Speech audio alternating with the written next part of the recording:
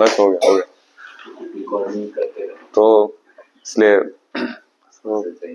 फिर भी सेवा इस वजह से मेरे को करना है, तो सीनियर्स की प्रसन्नता के लिए। तो आज नरोत्तम दास ठाकुर जी का डिसअपीयरेंस डे, तो हम एक सॉन्ग गाएंगे, श्री कृष्ण चैतन्य प्रभु दया करो मोरे।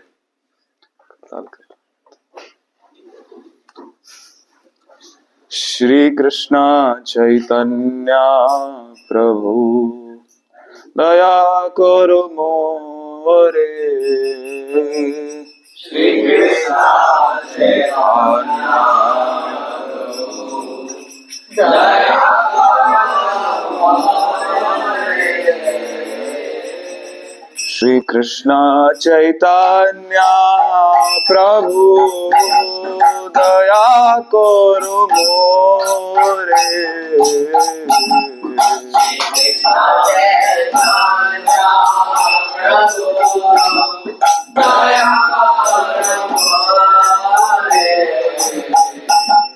तोमा बिना के दयालु जगत संसारी, तोमा बिना के दयालु जगत संसारी, पतित पावना हेतु तव अवतार, पतित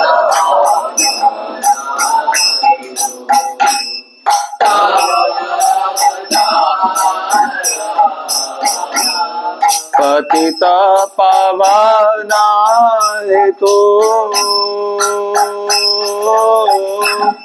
तव अवतार,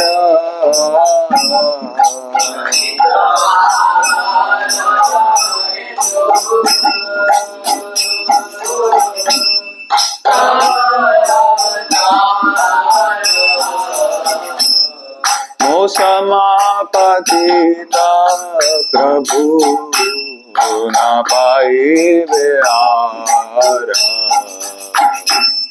मोसमापतित प्रभु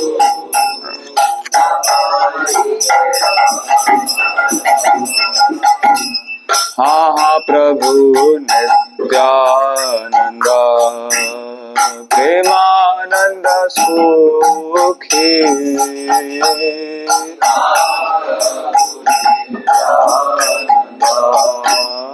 प्रेमानंद सुखी, हाँ प्रभु नित्यानंद प्रेमानंद सुखी,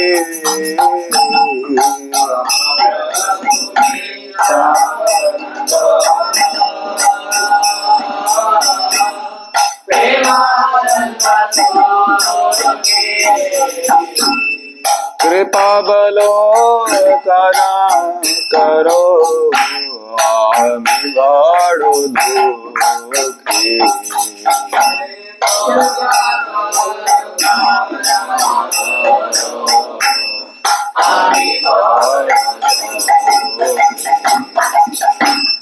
दया करो सीतापति अद्वैत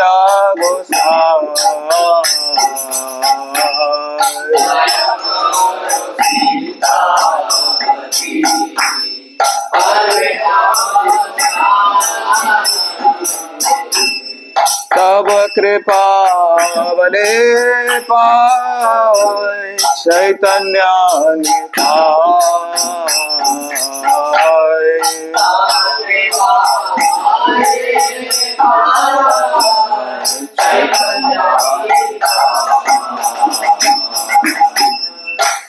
स्वरूप सनातना रूप रघुनाथ,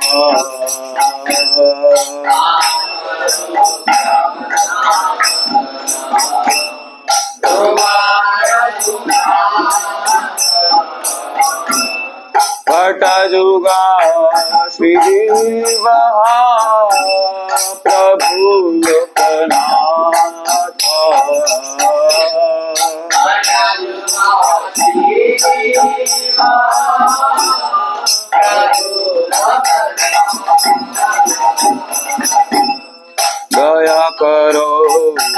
आचार्य प्रभु श्रीनिवास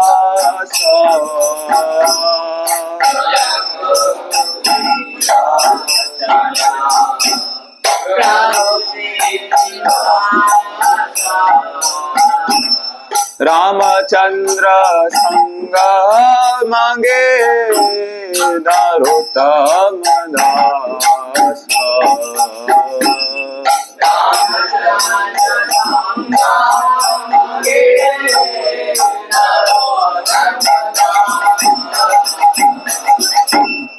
हरे कृष्णा कृष्णा कृष्णा हरे हरे हरे राम राम राम राम हरे हरे हरे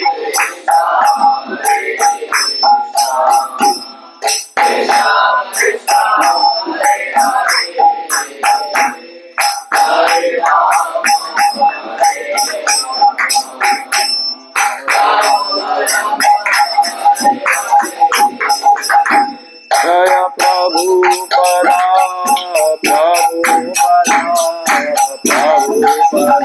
श्रीला प्रभु परा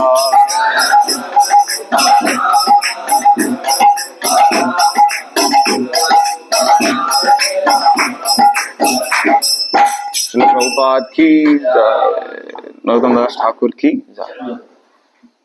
तो आज डिवाइन डिसअपीयरेंस डे है श्रीला नरोत्तम दास ठाकुर जी का। तो नरोत्तम दास ठाकुर हमारे आचार्य परंपरा में बहुत ही दिग्गज आचार्यों में से एक है एंड लोकनाथ गोस्वामी के डिसाइपल है एंड जीव गोस्वामी की शिक्षा डिसाइपल है नरोत्तम दास ठाकुर।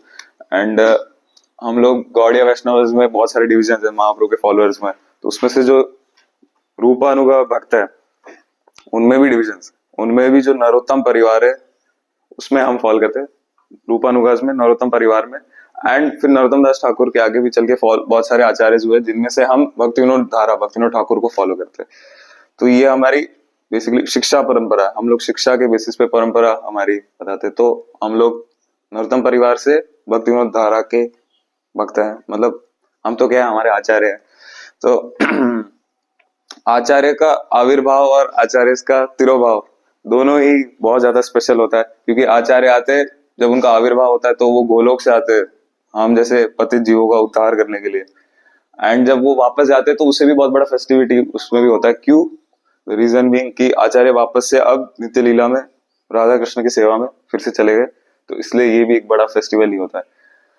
एंड तो आचार्य की हेल्प से हम लोग जो दिव्य ज्ञान है वो प्राप्त कर सकते हैं, प्रेम भक्ति प्राप्त कर सकते हैं आचार्य की मदद से। जैसे कि एक लेंस से हम देख सकते हैं, तो वैसे ही हमारे पास लेंस है, श्रील प्रभुपाद जी का लेंस है हमारे पास, भक्ति विनोद ठाकुर जी का लेंस है, नरोत्तम दास ठाकुर का, रूप गोस्वामी का। इन लेंसेज के थ्रू हमारा विजन और क्लियर होता रहता है। ऐसा नहीं कोई ब्लॉकेज होता है, ज्यादा आचार्य होंगे तो कोई ब्लॉक होगा, नहीं। जितना आचार्य बढ़ेंगे उतनी कृपा बढ़ेगी, उतना हमारी अंडरस्टैंडिंग बढ़ेगी फिलॉसफी के बारे में जो भी। सो तो आज का टॉपिक ये नहीं है, बस ये थोड़ा सा बता दिया कि आज आचार्य का ग्लोरिफिकेशन करके मेरा पर्सनल शुद्धिकरण हो जाए, इसलिए। ओम अज्ञानतिमिरान्धस्य ज्ञानाञ्जनशलाकया चक्षुरुन्मिलितं येन तस्मै श्रीगुरुवे नमः। श्रीचैतन्यमनोभीष्टं स्थापितं येन भूतले स्वयं रूपः कदा मह्यं ददाति स्वपदान्तिकं। वन्देऽहं श्रीगुरौ श्रीयुतापदकमलं श्रीगुरून् वैष्णवांश्च श्रीरूपं साग्रजातं सहगण रघुनाथान्वितं तं सजीवं साद्वैतं सावधूतं परिजनसहितं कृष्ण चैतन्य देवं श्रीराधा कृष्ण पादान् सहगण ललिता श्रीविशाखान्वितां। हे कृष्णा करुणा सिंधु दीनबंधु जगतपते गोपेश गोपिका कांत राधा कांत नमोस्तुते। तप्त कांचन गौरांगी राधे वृंदावनेश्वरी वृषभानुसुते देवी प्रणमामि हरिप्रिये। वाञ्छाकल्पतरुभ्यश्च कृपा सिन्धुभ्य एव च पतितानां पावनेभ्यो वैष्णवेभ्यो नमो नमः। जय श्री कृष्ण चैतन्य प्रभु नित्यानंद श्री अद्वैत गदाधर शिवासादि गौर भक्त वृंद। हरे कृष्णा कृष्णा कृष्णा हरे हरे, हरे राम राम हरे हरे। नमो विष्णुपादाय कृष्ण पृष्ठाय भूतले श्रीमते भक्ति वेदांत स्वामिन्निति नामिने। नमस्ते सारस्वते देवे गौरवाणी प्रचारिणे निर्विशेष शून्यवादी पाश्चात्य देश तारिणे। मुखं करोति वाचालं पंगुं लंघयते गिरिं यत्कृपातमहं वन्दे श्रीगुरुं। हरे कृष्णा। तो हमने पिछली बार कुछ टॉपिक्स कवर किए थे, मेडिटेटिंग अपॉन द डीटी, कैसे बैठना है टेंपल हॉल में, सिटिंग एंड टॉकिंग, कैसे बातचीत करना है टेंपल हॉल में, ये एटिकेट्स कवर किए थे। तो आज हम देखेंगे next etiquette, cleanliness and hygiene. So as mention earlier, fresh clothes must be worn in the temple. पिछले लेक्चर में बताया था कि जो भी फ्रेश कपड़े होते हैं, एक दिन पुराने नहीं, कि कल पहना था मूंछी तो नहीं हुआ, बट ओवर द नाइट कपड़े मूंछी हो जाते। तो इसलिए हमको जब डीटीज के आगे आते हैं तो फ्रेश क्लोथ्स पहनने चाहिए, फ्रेश क्लोथ्स में आना चाहिए। After contaminated, after one takes prasadam, the area where the plate was kept must be cleared, जो कभी नहीं होता, मतलब टाइम से वाइंड अप होना चाहिए। क्योंकि जहां पे प्रसाद पाया, अब वो एरिया जूठा हो गया, कॉन्टेमिनेट हो गया, अब उस पर पैर रखेंगे तो हमारा पैर कॉन्टेमिनेटेड, और वही कॉन्टेमिनेटेड पैर हम पूरे बेस में, टेंपल हॉल में, हर जगह वही लेके आ रहे। तो इससे क्लीनलीनेस खत्म होता है, हमको क्लीनलीनेस का ध्यान रखना चाहिए। The place on that spot, the place where we take prasadam becomes contaminated, and if one steps on that spot, then feet must be washed. The place where the prasadam has been taken must be cleaned right after the prasadam has been taken. मतलब 3 time प्रसाद है तो 3 time wind up होना चाहिए। Because the temple must be very clean, we should be careful that we do not unnecessarily contaminate the temple. ठीक है। One should not enter the temple hall without having washed one's hand and feet after eating. कुछ भी खाने के बाद हम लोग क्या करते हैं, हाथ धोते, कुल्ला करते मिनिमम 3 टाइम्स, मतलब उनको साफ करने के लिए, एंड फिर पानी ऊपर भी छिड़कते, पैर भी धोते और फिर पानी ऊपर छिड़कते। तो ये प्रोसीजर रहता है प्रसाद पाने के बाद। और ये हमको प्रसाद पाने से पहले भी करना चाहिए, क्योंकि प्रसाद साक्षात कृष्ण खुद है, भगवान ही है। तो इसलिए हम भगवान को ऑनर करने चाहिए। भक्ति सिद्धांत प्रभुपाद जी तो पहले आचमन भी करते थे। इतना स्टैंडर्ड फॉलो हम तो नहीं कर पाते, बट प्रसाद की हमें रिस्पेक्ट करनी चाहिए, ऊंची नहीं होना चाहिए ऐसा प्रसाद पाते टाइम। ठीक है। One should enter the temple with clean hands and feet, वही पॉइंट हो गया। One should take bath after passing stool and only then enter the temple hall. वैसे तो स्टूल पास करके कहीं घूमना ही नहीं चाहिए, तुरंत नहा लेना चाहिए। तो लूज मोशन भी अगर किसी को हो रहा है तो गमछा पहन के घूमो, जाओ नहाओ, जाओ पेट साफ करो, नहाओ, पर नहाना चाहिए। ऐसा नहीं कि नहीं नहा रहे, लूज मोशन हो गया प्रभु जी तो पूरा सब जगह मूछी मूछी मूछी जाएगा। एंड और कब कब नहाना चाहिए, जब हम 1 घंटा सो जाते तो भी हम कॉन्टेमिनेट हो जाते, तमोगुण बढ़ जाता है, तो वापस से सतोगुण में आने के लिए नहाना चाहिए। और कब नहाते, बाल काटने पे, नाखून काटने पे, क्रीमेटोरियम अंतिम संस्कार में, किसी के अंतिम संस्कार में जाते तब भी नहाना चाहिए, उसके बाद भी, क्योंकि इन सब में हम क्या हो जाते हैं, कॉन्टेमिनेट हो जाते हैं। तो जो अंतिम संस्कार क्रीमेटोरियम वाला है वो सबसे ज्यादा ऊंची लेवल होता है, उसके बाद फिर पासिंग स्टूल और नाखून काटने ये सब आता है। एंड और भी होते हैं, जैसे हम ब्रश करते तो भी मुझे होते हैं, तो ब्रश करने के बाद नहाना चाहिए, मतलब नहाने से पहले ब्रश करना चाहिए। ऐसा नहीं कि ब्रश कर लिया आप नहा लिया आप ब्रश कर रहे, ऐसा उल्टा सीधा नहीं करना चाहिए। और जैसे डिवोटीज तेल भी लगाते हैं, कोई भी तेल, तो सारे तेल से क्या होता है, शास्त्र कहते हैं मुंची हो जाते हैं तेल लगाते ही, कोई भी, या कॉस्मेटिक्स को लगाते, क्रीम व्रीम लगा के, अनलेस कोई मेडिकल इमरजेंसी तो लगाना चाहिए, ऐसा नहीं कह रहा कि मत लगाओ, बट लगाते तो उसके बाद नहाना चाहिए। तो तेल लगाने के लिए अमूल बापू जी ने बताया था लेक्चर में कि ऐसा कर सकते हैं कि जब आप सो के उठे या जैसे भी नहाने जा रहे हो, उससे पहले ही आप तेल लगा लीजिए बॉडी पे पूरा अच्छे से, जो भी आपको मसाज करना है, बालों में लगाना, जिधर भी लगाना है, और पूरा वो उतनी देर में सोख कर लेता। आप ब्रश करेंगे, पेट साफ करेंगे और फिर नहाएंगे, तब तक सब सही हो जाएगा, उसके बाद जरूरत भी नहीं है। और उसमें प्रभु जी ने एक्सेप्शन बताया था, आंवले का जो तेल होता है वो मूची नहीं होता है, उससे कोई मूची नहीं होता, तो आंवले का तेल लगा सकते हैं अगर लगाना ही है तो, नहाने के बाद। हालांकि पहले लगा सकते हैं, बेटर है। और डीटी वर्सेस स्टैंडर्ड में तो वो भी नहीं लगाना चाहिए। We should not enter, we should not pass air or belch within the temple. Fart नहीं मारना चाहिए, हिंदी में बोले तो पाद नहीं मारना चाहिए टेम्पल में। इधर वैसे कहा गया, वैसे रूप गोस्वामी ने वैसे स्पेसिफिकली ऑल्टर के लिए कहा है। टेम्पल में तो अनअवॉइडेबल है, जय जय प्रभुपाद करते, कभी कुछ हो जाए तो कुछ कर नहीं सकते। तो स्पेशली ऑल्टर के अंदर ये रूल होता है, जो पुजारीज होते हैं अगर वो थोड़ा सा एयर पास कर देते हैं तो उनको उसके लिए अंदर पास करना अलाउड नहीं, बाहर जाना पड़ता है, फिर जो जो भी हवा क्लियर करके फिर नहा के आना पड़ता है वापस डीटी वर्शिप करना है, तो इतना हाई स्टैंडर्ड होता है। बट टेम्पल हॉल में हम जनरली अवॉइड कर सकते हैं जितना करना चाहिए, मतलब जितना कर सकते हैं, बट ऐसा अनअवॉइडेबल हो जाए तो कर सकते हैं, ऐसी कोई दिक्कत नहीं है। पर ट्राई करिए कि बाहर जाके करें, यहाँ पे माहौल खराब नहीं करें। One should avoid putting one's fingers in one's mouth, ears or nose while in the temple. Temple hall में बड़े बड़े ऐसे ऐसे करके ऐसे ऐसे जो भी कुछ, या कान में उंगली डाल के ऐसा देख रहे हैं, हाँ, तो ये सब नहीं करना चाहिए टेम्पल हॉल के अंदर। टेम्पल हॉल के बाहर कर सकते हैं, और उसके बाद क्या करना होता है, हाथ धोना होता है, हाथ को क्लीन भी करना होता है, इससे क्या कॉन्टेमिनेट हो जाते हैं जो जो भी है। यहाँ से आँख को भी अंदर मारने से कहते हैं, आँख को भी हाथ लगाने पे हाथ धोना चाहिए। तो क्योंकि ये शरीर के गेट्स है, 9 गेट, तो उनको टच करने पर हाथ धोना चाहिए, क्योंकि कॉन्टेमिनेट हो जाते हैं हाथ। During their menstrual periods, Matajis may visit the temple, but they may not perform any item of deity worship, Aarti, blessing, cooking, garland और जो सब भी deity से related या तुलसी आरती से related भी कुछ चीजें हैं, वो सब माताजी नहीं करते, वो menstrual cycle periods के दिन में। तो पर वो उसमें टेम्पल आ सकते हैं। At this time, such Mataji should avoid being in physical contact with anyone who is or will be involved in the service of the deities. उन लोग से कोई फिजिकल कांटेक्ट नहीं होना चाहिए, कोई टच भी नहीं करना, हाथ मिला लिया, गले में कुछ भी ऐसा तो वो नहीं करना चाहिए।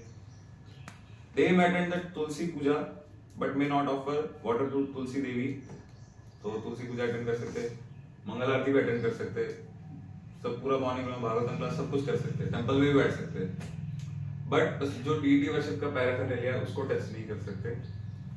ये क्लीनलीनेस स्टैंडर्ड होता है। और इसका मतलब ये भी नहीं कि हम लोग ऐसा करें कि नहीं माता जी की टेम्पल में एंट्री बंद उन दिनों में, क्योंकि अब जैसे हमको भी ब्लीडिंग होता है, कभी इधर कट लग गया ब्लीडिंग होता है, हमारे टेम्पल में एंट्री बैन कर देंगे नहीं, बस डीटी से जो रिलेटेड सर्विसेज है उनसे हम दूर रहेंगे, क्योंकि क्लीनलीनेस स्टैंडर्ड मेंटेन करना होता है, ठीक है। और under all circumstances, chanting on one's japa beads should continue. There can be no material impediment to the chanting of the holy name. कोई भी कंडीशन में हो आप, मूची से मूची कुछ भी हो, तो भी बीट्स पे चैंटिंग करी जा सकती है, इसका कोई एक्सेप्शन नहीं है। चैंटिंग द होली नेम किसी भी कंडीशन में किया जा सकता है। और ठीक है, जनरल बिहेवियर, अगर हम जनरल बिहेवियर की बात करें कि जनरली सिर्फ टेम्पल हॉल में नहीं, बाहर भी जनरली जो भक्तों का बिहेवियर होता है वो कैसा होना चाहिए। One should always remember that one is a devotee and is representing Guru and Krishna. तो जो भी हम एक्टिविटीज कर रहे हैं उससे हम लोग को देखा जा रहा है कि कौन है, इसकी गुरु कौन है। गुरु के प्रति लोग फिर बोलेंगे कि इनके शिष्य ऐसे निकम्मे या जो भी, या फिर भगवान से एसोसिएट करेंगे बाहर के लोगों के, तो बोलेंगे अरे ये देखो भक्त बने घूमते हैं, क्या आपस में लड़ झगड़ रहे हैं, गाली गलौज कर रहे हैं, या जो भी क्या तो सुन पा रहे हैं। Whether in temple or at home, at work in the office or out on the street, one should conduct in a way that draws appreciation to Guru and Krishna, and should avoid all conduct that will bring Guru and Krishna disrepute. तो कोई भी condition हो, हम बाहर हो, अंदर temple के, office में हो, कॉलेज में हो, कहीं भी हो, ऐसा बिहेवियर रखना चाहिए। मेरे को बड़ा बेस में हरे कृष्णा प्रभु जी, हरे कृष्णा, वहाँ जाके माताओं को लाइन मार रहा है, तो ये सब नहीं करना कॉलेज जाके भी।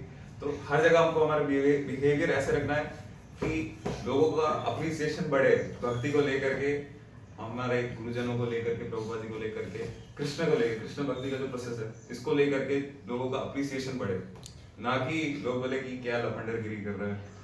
तो ये सब हमें ध्यान रखना चाहिए। Devotees should not wear expensive and flashy looking jewelry, wristwatches, etc. Jewelry for women must be worn with careful moderation if at all, and men should preferably avoid all jewelry like gold chains, bracelets, etc. सारे jewellery avoid करें, कोई jewellery नहीं पहने। और माताओं के लिए थोड़ा मॉडरेशन का दिया गया, क्योंकि कल्चरल पार्ट है इंडिया का, तो होता है।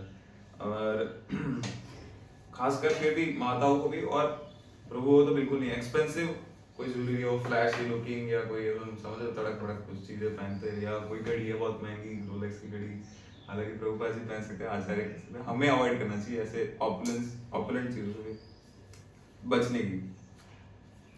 As far as possible, devotees should avoid using any items made of leather, knowing them to be the result of animal slaughter. Unless unavoidable in one's service, one should refrain from wearing leather shoes and also items like bags, wallets, watch touch, etc. किसी की घड़ी में leather है, किसी के bag में leather है, जूते में लेदर है, बेल्ट में लेदर है, तो वो सब हमें यूज ही नहीं करना है। एक तो लेदर से हम कंटेमिनेट हो जाते हैं, इससे भी क्लीनलीनेस जाता है, मूसी हो जाते हैं। और दूसरा, लेदर इंडस्ट्रीज क्या करती है, एनिमल स्लॉटर, गाय भैंसों को मार के फिर लेदर निकालती है, तो गौ हत्या का पाप भी लगेगा। तो इसलिए भी हमें ये नहीं करना चाहिए। Even and particularly when one is criticized or offended, one should conduct oneself with dignity. जब किसी ने आपको कुछ भला बुरा कह दिया, कुछ गाली भी दे दी, तो भी खुद को हमें डिग्निटी मेंटेन करनी चाहिए, चाहे वो कोई अंदर का भक्त हो या बाहर का कोई कर्मी कोई भी हो, तो हमें अपनी डिग्निटी मेंटेन करनी चाहिए, वो हम्बल ही रहना चाहिए। उससे जाके भिड़ने जाए, मार पीट करने लगे सीधा, अरे भूल गए गुरु कृष्ण का ये क्या कहते हैं, डिसरिप्यूट लाएगा, जो कि हम बोल रहे हैं ना अप्रिसिएशन होने की, वो नहीं होगा, डिसरिप्यूट और उल्टा हो जाएगा इस तरह से। While one may certainly take precautions against being cheated or take action where necessary, one should be careful to avoid picking up quarrels, indulging in useless argumentation and so on. तो इस पे एक्शन ले सकते हैं, मान लो phone चोरी हो गया, पुलिस में कंप्लेंट करिए, या ऐसा कुछ ना, जो कुछ लड़ाई वड़ाई हो गई, कुछ जैसे कॉलेज में कुछ कंसर्न है, प्रिंसिपल से कंप्लेंट करिए, जो भी अथॉरिटी है, या बेस में किसी भक्त से दिक्कत है तो जाके उसका कॉलर पकड़ लिया, ये नहीं करना है।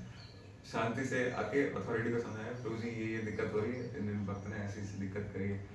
और हमें क्या नहीं करना चाहिए, पिकिंग अप क्वार्रल्स, लड़ाई नहीं करनी चाहिए, भिड़ नहीं जाना चाहिए, या यूजलेस आर्गुमेंटेशन, आर्गुमेंट नहीं करना चाहिए, अरे तेरी दिखा दूंगा तेरे को तो बाहर में तू, और ऐसी सब चीजें अवॉइड करनी चाहिए, ये सब नहीं करना चाहिए। A devotee must be particularly careful in dealing with the opposite sex, जो ऑपोजिट जेंडर है उससे डीलिंग करते हुए बहुत ज्यादा केयरफुल रहना चाहिए। यूजलेस कोई भी इंटरेक्शन नहीं होना चाहिए कि ऐसी मजे के लिए इंटरेक्शन, हालांकि किसी भी कर्मी से नहीं होना चाहिए, एंड भक्ति में भी, भक्तों में भी यूजलेस इंटरेक्शन तो नहीं होना चाहिए, कृष्ण से रिलेटेड होना चाहिए। बट अगर आपकी सर्विस है जैसे ऑपोजिट जेंडर से इंटरेक्ट करने की, आप कॉलेज में नोट्स चाहिए, तो इतना कर सकते, मांग सकते, बट उसके बाद ये समझने की क्या करते हो, कहाँ के रहने वाले हो, अच्छा मैं भी वहाँ का, मैं भी ऐसे करता हूँ, मैं भी उस पीजी में रहता था पहले, ये वो, और बातचीत करते करते एक दिन अरे वो, तो ये सब नहीं करना, क्योंकि ये देखा जाए कोई कहे तो ज्यादा डॉगमेटिक हो रहे हैं, ज्यादा बैकवर्ड लोग हैं, बट ये सिंपल सा साइंस है। बात करने से क्या होता है, ऐसा सोचा होगा तो कोई बात करने से ही इमोशनल कनेक्शन बिल्ड होगा, फिर इमोशनल से फिर आगे कहाँ जाएगा वो छोड़ के, तो ये साइंटिफिक है, सिंपल सा कोई कह सकता है। Srila Rupa Goswami says that a devotee must not be neglectful in ordinary dealings. In other words, one should not give up basic courtesies and formalities, considering them to be mundane and oneself to be transcendental. अब तो मैं अवधूत हो गया है ऐसा कुछ मान के ऑर्डिनरी जो एटिकेट्स है उसको नहीं तोड़ देना चाहिए, जो भी जनरल एटिकेट्स है, रूल्स एंड रेगुलेशंस है, जैसे ये कोई इंडियन गवर्नमेंट का भी रूल ले लो, कुछ भी ले लो, कॉलेज के रूल्स वो तोड़ रहे बोले क्यों, अब तो मैं ट्रांसजेंडर, तो ये भी नहीं करना चाहिए। रूप गोस्वामी कह रहे हैं कि ऑर्डिनरी डीलिंग्स को नेग्लेक्ट नहीं करना, इसे भी फॉलो करना है, जिस दिन ट्रांसजेंडर हो गए वो तब देखा जाएगा, ठीक है। To touch someone with one's foot is offensive. If one has to walk past seated devotees in the temple, for example, one should extend one's hand to indicate that one wishes to go by, and they will move their knees to let one pass. तो यहाँ पे illustration दिया गया है, मोदू गुरु अगर illustration दिखा दे तो कैसे करते हैं, भक्तों को बीच में से जाना, तो कैसे जाओगे, यहाँ से इधर इन दोनों के बीच से जाओ, कैसे जाना, हाँ ऐसे हाथ आगे करके, ताकि वो देखो राहुल को पता पड़ गया कि पैर ऊपर करना है, कि मतलब ये भक्त जा रहे हैं, ये तो पर्स मारने की कोशिश कर रहे हैं। हो गया बैठ जाओ, क्योंकि किसी को भी पैर टच करना, किसी को भी, डिवोटीज को तो ज्यादा ऑफेंस है, बाकी किसी को भी टच करना पैर ऑफेंस है, ऐसा परसीव कर सकते हैं कि उनके हृदय में परमात्मा, उनकी बॉडी एक टेंपल है, पर टेंपल में हम लात मार रहे हैं, तो कैसा है। और मान लो गलती से लग जाए, if by accident one touches a devotee with one's foot, one should touch the devotee's body gently with one's right hand and then touch one's right hand to one's head. This nullifies the offense. पर in case of गलती करे, mistake करे, तब ये offence nullify कर सकता है कि डिवोटीज को ऐसे करो, वो भी अपर बॉडी को ना जाकर पैर छू लेती था, तो ये भी नहीं करना होता, ये भी ऑफेंस है, बिना पूछे पैर छू लेना, तो अपर बॉडी को ऐसे टच करना होता है, तो इससे क्या होता है, ऑफेंस नलिफाई हो जाता है जो गलती से किया गया है। बाद में। एंड अगर कोई जानबूझ के करे तो उसके लिए कोई उपाय नहीं, ये तो वैष्णव अपराध सीधा सीधा कोई जानबूझ के लात मार रहा है तो उससे ये नलीफा ऐसे नहीं होगा, ये तो भारी अपराध है। अटेंडिंग क्लास वाइल, तो क्लास अटेंड करते हुए क्या एटिकेट्स है? While attending discourses, one should be very attentive and silent. A talkative or sleepy devotee has a discouraging and distracting influence on the speaker and on the assembled devotees. It does not also project a good image of our mission. तो सबको attentive होना चाहिए, attentive होकर सुनना चाहिए। एक distracted devotee जो ज्यादा इधर उधर ऐसा कर रहा है या कोई सो ही गए, तो ये क्या कर रहे हैं? डिस्करेजिंग और डिस्ट्रैक्टिंग इन्फ्लुएंस, दूसरे भी डिस्करेज होते हैं कि क्या हो रहा है, फिर उनको भी उसमें देख के नींद आती है, वो भी डिस्ट्रैक्ट फील करते हैं, देख रहे हैं ये बात हिल क्यों रहा है, क्या हो रहा है, कुछ सही है सब। और स्पीकर का भी इससे मनोबल टूटता है कि ये क्या हो रहा है, मतलब तो ऐसा नहीं करना चाहिए। और it does not also project a good image of our mission. तो इस्कॉन के फॉलोअर्स सब ऐसे ही है, कथा में सोने वाले। एक बार राधा गोविंद महाराज बता रहे थे कि एक कहीं पे कथा हो रही थी, वहां पर एक भक्त को उठाया गया कि हरे कृष्ण प्रभु जग जाइए जग जाइए। कहते मैं सो थोड़ी रहा था, मैं तो समाधि में था। तो अगले दिन से रूल बना दिया कि भक्त अगर सो गया तो 50 रुपए फाइन, और भक्त क्लास में अगर समाधि में चला गया तो 100 रुपए। तो उसके बाद से कोई समाधि में नहीं गया। If one feels excessively sleepy, one should move to the side of the hall and stand up. Side में जाए, खड़े हो जाए, ऐसा भी नहीं बीच में इधर खड़े हो गए व्यास आसन के आगे, खड़े हो गए एकदम से और सब ब्लॉक हो रहा है सबका क्लास। तो ऐसा नहीं करना चाहिए, साइड में जाकर के खड़े हो जाना चाहिए, ना कि सो जाना चाहिए बैठे बैठे। Rules regarding sitting in the temple benches earlier should be followed, मतलब कि पैर ढक के बैठना चाहिए। इसके लिए बेस्ट है धोती पहन के आते, वो पैर ढक सकते हैं, बिना धोती के तो ढकना मुश्किल है। और ऑर्डर को बैक नहीं दिखाना चाहिए अनलेस अनअवॉइडेबल हो जाए। व्यास आसन को बैक नहीं दिखाना चाहिए, प्रभुपाद जी को, तुलसी महाराज को, इनको बैक शो नहीं करना चाहिए, पैर अपनी लात में निकाल देनी चाहिए। तो ये सारे रूल्स हम पहले कवर कर चुके। One should avoid moving in and out of the temple or room where the discourse is being taking place. This causes great disturbance. ये तो जनरल सा कॉमन सेंस है, बार-बार गेट खोलता है, बाहर जाता है। इससे क्या होता है? बहुत ज्यादा डिस्टर्बेंस क्रिएट होता है और डिस्कोर्स में गड़बड़ी होता है, किसी बात का कुछ पॉइंट मिस हो गया, आपका तो हो गया, दूसरे का भी करा रहे हो। Parents must control their children. अब ये तो आगे चल के काम आएगा। If the children become noisy, they must be kept outside the temple. तो बच्चे क्या क्या करते हैं तो उनको लेके बाहर चले जाइए, जो टेंपल वाला बैठे बैठे सबका डिस्टर्ब नहीं करना। Relevant and pertinent questions may be asked in a humble spirit. Challenging spirit में कभी क्वेश्चन नहीं करना चाहिए क्लास में कि चैलेंज करें कि आपका पॉइंट गलत है, मैं बताता हूँ ये वो, वैसा कुछ डिबेट करने लगे, ये भी नहीं करना होता है। और साथ ही कमेंट देते टाइम जो कमेंट्स देते तो वो सीनियर को कभी कमेंट नहीं देना चाहिए क्लास के बारे में। सीनियर पूछ सकते हैं हम्बली कि एनी सजेशंस, एनी कमेंट्स और एनी क्वेश्चंस। तो हमको तो ऐसा नहीं कि सजेशन दे रहे प्रभु जी वो पास्ट टाइम रह गया, प्रभु जी और राधा रानी ने एक भक्त को वैसे वैसे करके पास्ट टाइम सुनाने लगे, तो ये सब नहीं करना होता है।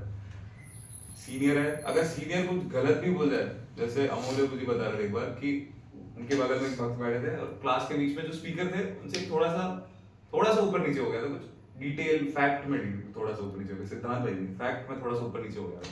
तो वो जो भक्त थे वो उछल रहे थे, I know that shloka number, I know that, ऐसा करके थोड़ा उछलने लगे। तो प्रभु जी ने बोला बैठ जाओ। वो कहता नहीं पर मुझे पता है। तो प्रभु जी ने बोला कि सीनियर के आगे चुप ही रहना, हम्बली चुप रहे।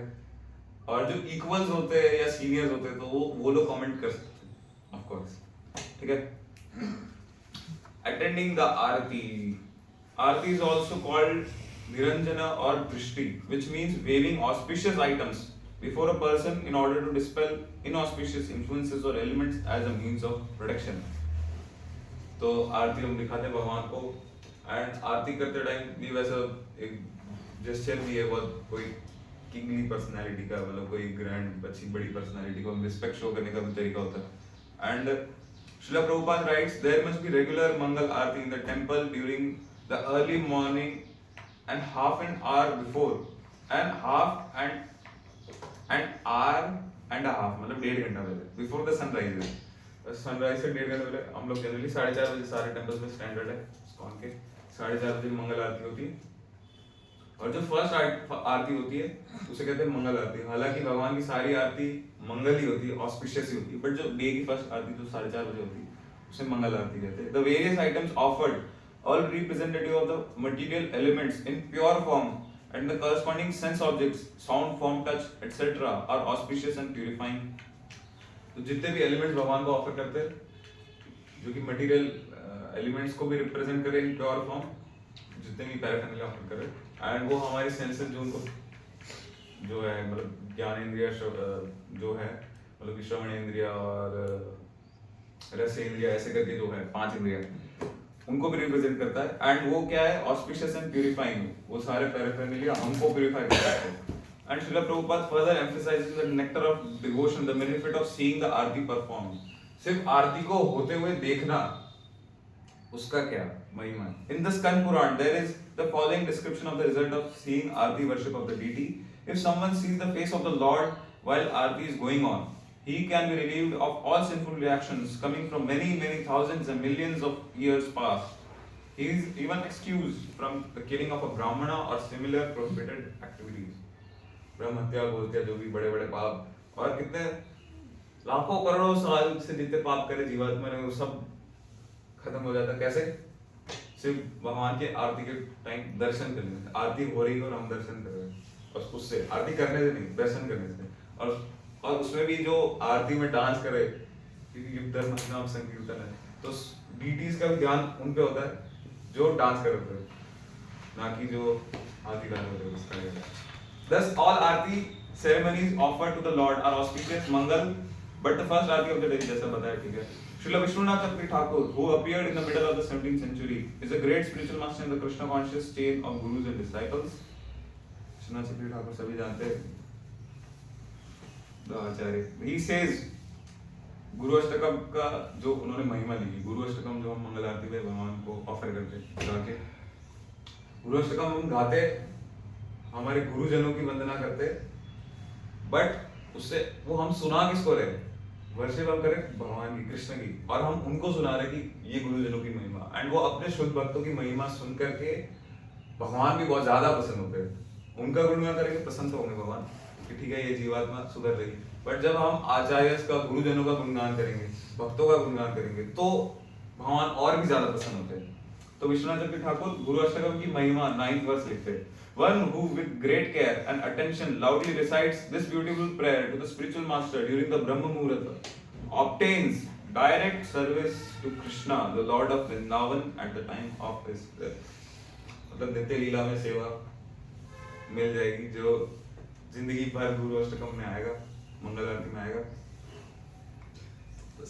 सफिशिएंट है कि वो आपको भगवान की डायरेक्ट सेवा मिल जाए, भगवान के निजी पार्षदों में आपकी गिनती हो जाए।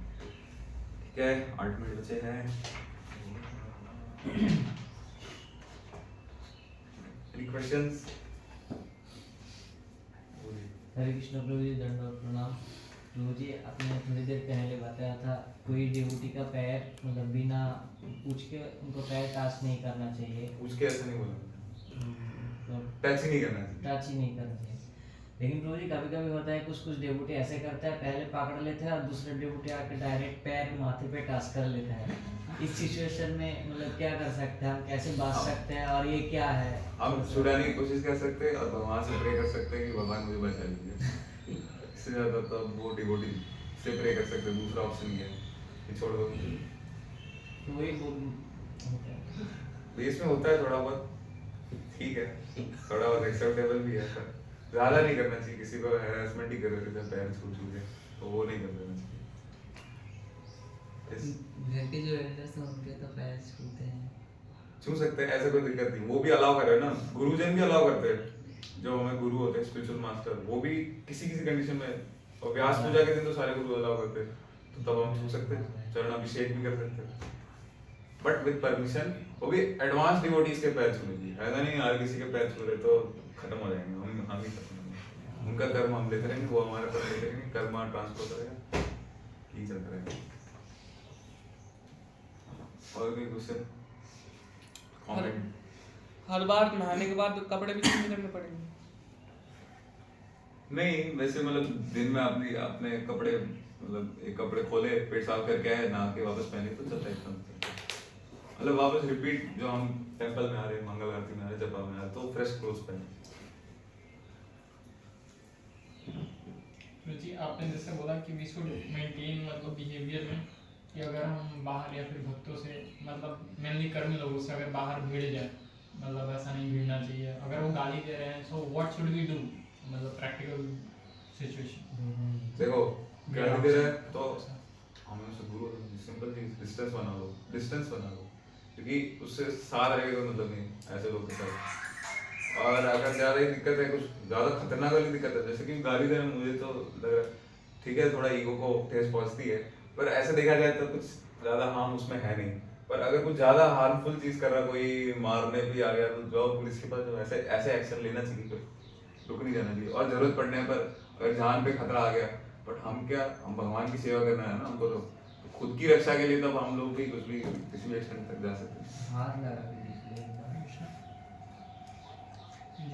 मतलब कि दिन के समय आपने कहा कि 1 घंटे में सो ले तो हमें कपड़े बदल लेने चाहिए मतलब वो नहा ही लेना चाहिए नहा लेना चाहिए तो कपड़े बदलो वो क्यों होता है ऐसा क्यों कि वो तो 1 घंटे या फिर क्योंकि हम लोग सोना क्या होता है तमोगुण में होता है थोड़ा सा कम तमोगुण बढ़ता है क्लीननेस सतोगुण में होती है और तमोगुण बढ़ता है उससे हमारे और भी नुकसान होते हैं नींद आती है और भी फिर आप स्लीपी फील करोगे सारे काम बिगड़ते रहेंगे दिमाग खत्म हो जाएगा दिमाग चलेगा नहीं बुद्धि मंद हो जाएगी तो ये सब चीजें क्लीनलीनेस फॉलो करके cleanliness is next to godliness और प्रभुपाद जी ने कहा क्लीनलीनेस इज गॉडलीनेस तो हमें क्लीनलीनेस का फॉलो करना चाहिए इसलिए हम करते हैं और जो एक्सपेंसिव चीजें हैं वो ऑल्टर मतलब टेम्पल में नहीं पहननी चाहिए कभी नहीं पहननी चाहिए वैसे तो कभी नहीं पहननी चाहिए अगर आपके पास एक्सपेंसिव कुछ है ले लो कुछ है ही नहीं इसलिए नहीं पहना क्योंकि जैसे कि आपने बताया कि हमें वैसे लोगों से दूरी बनानी चाहिए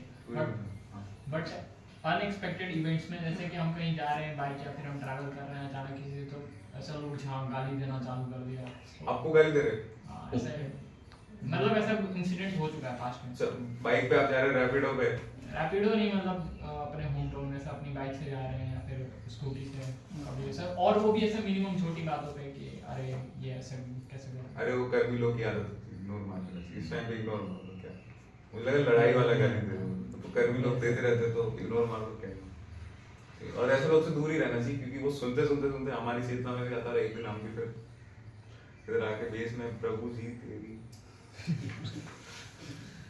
6 टाइप का ये जो है उनको मार देना चाहिए अगर दिखो तो एक तो मार दो पूर्ण मिलेगा आपको कमेंट नहीं देना चाहिए हाँ जो मतलब इंस्ट्रूमेंट्स है वो भी लेदर के बनते तो क्या वो अलाउड है टेंपल में सारे लेदर के इंस्ट्रूमेंट्स अलाउड नहीं है जैसे गौड़ी वैष्णव परंपरा में मृदंग अलाउड है मृदंग वैसे भी जो बनाते भक्ति बनाते कर्मी लोग से तो मत लेना तो भक्त बनाते जो डेड एनिमल्स होते हैं उनके लेदर से बनता है ठीक है एंड क्योंकि मृदंग फिर भगवान की सेवा में यूज होता है तो भगवान जैसा हम लोग मुझे बताते बहुत ही ब्रांड कॉन्शियस भगवान का जो भी पैराफर्नेलिया होते हैं वो सारे एक ही ब्रांड के बलराम ब्रांड के तो जितने भी भगवान के पैराफर्नेलिया है वो बलराम जी के एक्सपेंशन है बलराम जी के एक्सपेंशन के रूप में मृदंग तो इसलिए बलराम जी नित्यानंद प्रभु तो इनको हाथ लगाने से ऊंची भी नहीं होते और कोई दिक्कत नहीं भगवान की सेवा में भी है Krishna is the ultimate enjoy ना हम यूज करेंगे तो कर्मा लगेगा अब आप मान लो कि मृदंग बनवाओ और अपने पर्सनल सेंस ग्रेटिफिकेशन के लिए यूज करो कि मेरे को मजा आता है म्यूजिकल ऐसे ऐसे कुछ करने में तो वो फिर उसमें कर्मा लगेगा और ये मर्सी खत्म होती है मर्सी जो धर्म का 4 स्तंभ में से एक है 4 स्तंभ कौन से धर्म के मर्सी क्लीननेस और ट्रूथफुलनेस एक और तपस्या austerity. You live truth, the mercy, the और ये ब्रदर के लिए मैंने ये भी सुना था कि जो ब्रदर हम यूज करते हैं वो अहिंसा ब्रदर होते हैं हाँ ये मैंने बोला कि जो डिवोटीज बनाते हैं ऑलरेडी डेड एनिमल्स का So that's अहिंसा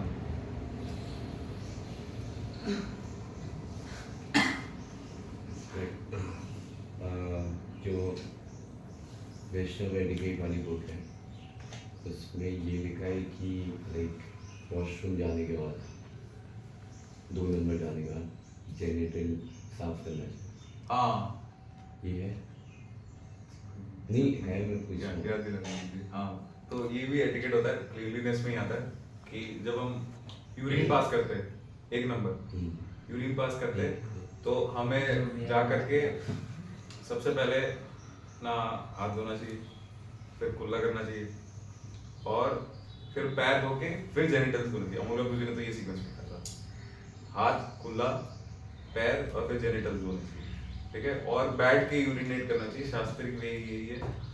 और यदि खड़े होके करते तो कहीं ना कहीं छींटा तो आ जाता है, उससे हम वापस से कॉन्टेमिनेट हो जाते हैं, तो ना हो पूरा।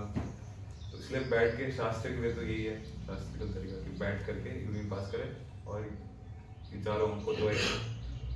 और इसमें वो कथा भी आती है नल दमयंती की।